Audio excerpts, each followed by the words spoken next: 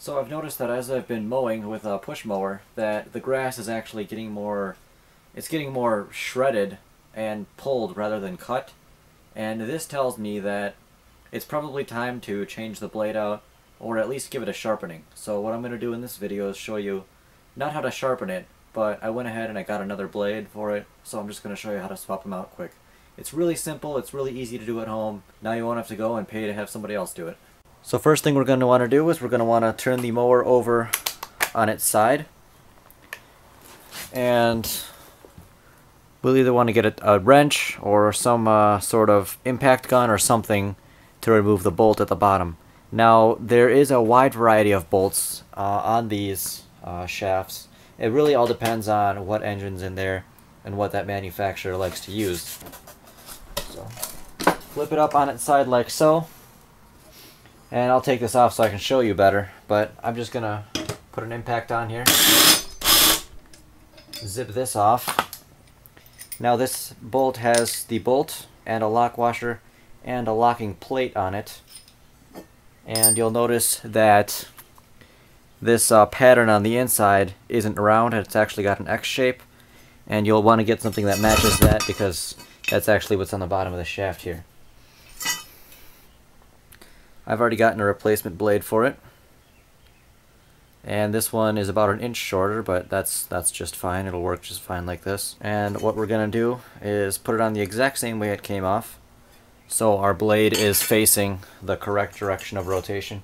If you're not sure which way it rotates, what you can do is you can actually pull the cord a little bit and see which way the engine moves, and that's the way you want the blades facing. So we'll put this on here just like that,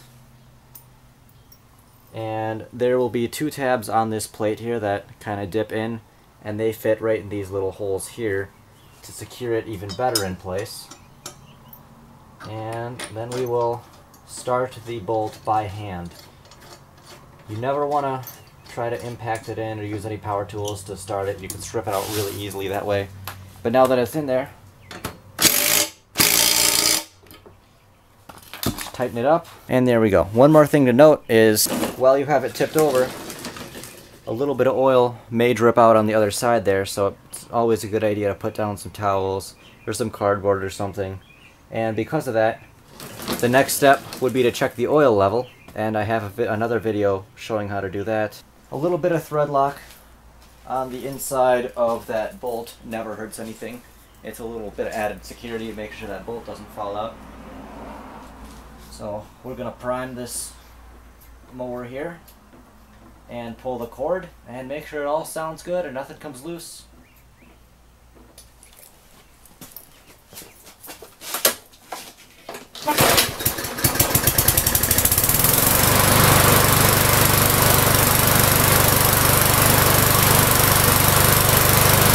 Then we're going to tip the mower up just a little bit again, not as much, and make sure, just kind of feel around in there. Don't cut yourself on the edges, wear gloves if you have them. It's always a good safety tip.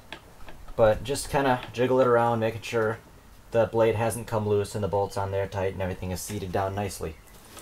And if it is, then you're good to go. If it's not, go back and retighten it. So now that the blade is sharp and fresh and new, we're going to get much cleaner, fresher lines out of it. And we'll just do a few passes.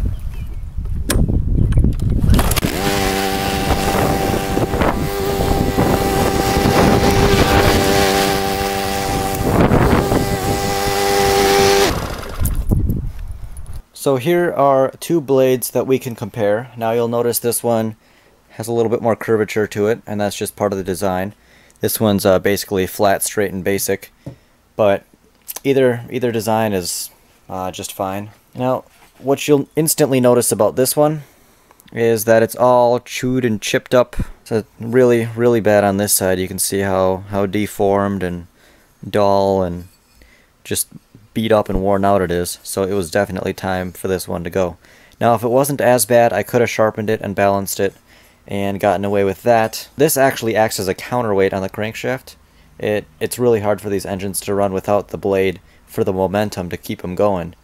So with this being offset heavier on one side or the other, as it's beat up like that, it can actually end up warping the crankshaft a little bit and then you'll burn out bearings and have a bunch of other issues with your engine.